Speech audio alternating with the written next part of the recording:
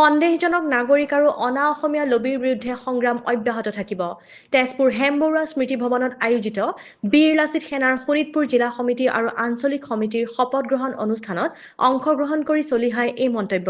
তেওঁ উদ্বেগ প্ৰকাশ কৰি কয় যে জাতি মাটি ভেটিৰ কথা কোৱা চৰকাৰৰ দিনতো অসমীয়া সুৰক্ষিত নহয়।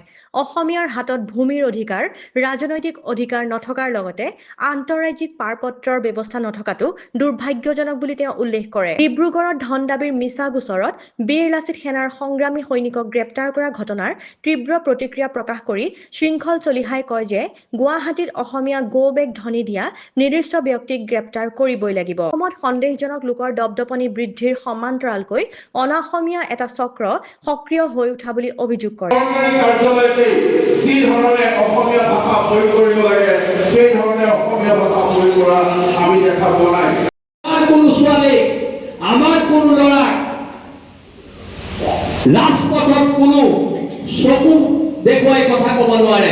আৰু মই আগতেও কৈছো, এতিয়াও কৈছো, সন্দেহযুক্ত মানুহে হওক বহিৰাগত মানুহে হওক আক্ৰমণ হলে প্ৰত্যাক্ৰমণ হ'ব আৰু অৰুণাচলৰ মানুহটো আহিব পাৰে, থাকিব পাৰে, মাটি কিনিব পাৰে, সকলো কৰিব পাৰে। কাৰণ আমাৰ ওচৰত ভূমিৰ অধিকাৰ, সম্পদৰ অধিকাৰ, ৰাজনৈতিক অধিকাৰ নাই। আমাৰ সকলো দখল কৰিলে। যদি আমি উজনি অসমৰ কোনোবা অঞ্চলত যাওঁ তাত ক'ব বহিৰাগত মানুহে আমাৰ সকলো দখল কৰিলে। মই এতিয়া তেজপুৰ জাহাজ ঘাটৰ পৰা আহিছো। তাত এজন অসমীয়া উদ্যোগীয়ে এখন ধুনীয়া হোটেল খুলিছে, তেওঁ নিজৰ এখন জাহাজ আনিছে। তেওঁ কৈছে যে এই অঞ্চলখিনি বহিৰাগত মানুহৰ দখলত আছিলে, আমি সকলোৱে মিলি উদ্ধাৰ কৰিছো। আমি চলি নুফুৰা ওপৰৰ আগত বহি এই কথাবিলাকে যেতিয়া আমি কওঁ আমাৰ সত্তাটোক বাৰে বাৰে বাৰে বাৰে বদনাম কৰিবলৈ চায়। বাহিৰৰ পৰা আহি ইয়াত কোটি কোটি টকাৰ সম্পত্তি ঘটিছে, বাহিৰৰ পৰা আহি ইয়াত মাটি কিনিছে। আজি কলিয়াবৰ বাইপাছৰ পৰা আপুনি একদম সতীয়া ওচৰলৈকে যাওক, ৰাস্তাৰ কিনাৰৰ মাটি আমাৰ হাতত নাই।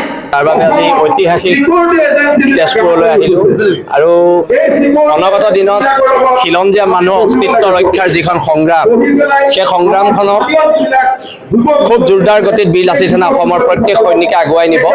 আৰু যিবিলাক অপশক্তিয়ে আমাৰ জাতি সত্তাটোক ধ্বংস কৰিব বিচাৰিছে তেওঁলোকৰ বিৰুদ্ধে যিখন সংগ্ৰাম, এই সংগ্ৰামখন চলিব। আৰু আমাৰ ওপৰত চৰকাৰী যিটো অত্যাচাৰ চলিছে, চৰকাৰী অত্যাচাৰবোৰ বীৰ লাচিত সেনা সৈনিক কালি ৰাতিও ডিব্ৰুগড় আৰক্ষীয়ে গ্ৰেপ্তাৰ কৰিছে।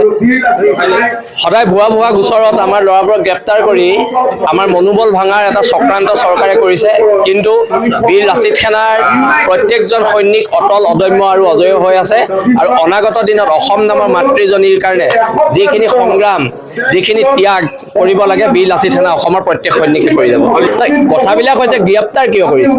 গ্ৰেপ্তাৰ এটা লবিৰ বিৰুদ্ধে মাত মাতিব যোৱাৰ কাৰণে কৰিছে। গ্ৰেপ্তাৰৰ গোচৰ লগাইছে ধন দাবী, তাত কোনো ধন দাবী প্ৰসংগই নাই। কিন্তু ৰিণ্টু দত্তকে প্ৰমুখ্য কৰি প্ৰত্যেকজনকে আমি সংগ্ৰামী অভিনন্দন জ্ঞাপন কৰিছো।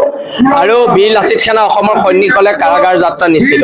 আৰু এটা কথা বতৰাবোৰ হৈছে কি, আক্ৰমণ হলে প্ৰত্যাক্ৰমণ হ'ব। আৰু যদি চৰকাৰে জাতি মাটি ভেটিৰ কথা কৈ প্ৰত্যেকবাৰে ক্ষমতাত আহে, তাৰ পৰা যেতিয়া খিলঞ্জীয়া মানুহে মাৰ খায় তেতিয়া উল্টা পুল্টা কথা ক'লে তাত বীৰ লাচিত সেনা অসমৰ আপত্তি আছে। আৰু বীৰ লাচিত সেনা অসম এটা সত্তা, যি সত্তাই পূৰ্বৰে পৰা এই চক্ৰবোৰৰ বিৰুদ্ধে মাত মাতি আহিছে আৰু ভৱিষ্যতলৈও মাত মাতি যাব। আৰু অনাগত দিনত বিশেষকৈ সন্দেহযুক্ত বাংলাদেশীৰ বিৰুদ্ধে আৰু অনা অসমীয়া লবিটোৰ বিৰুদ্ধে জোৰদাৰ সংগ্ৰাম অব্যাহত থাকিব।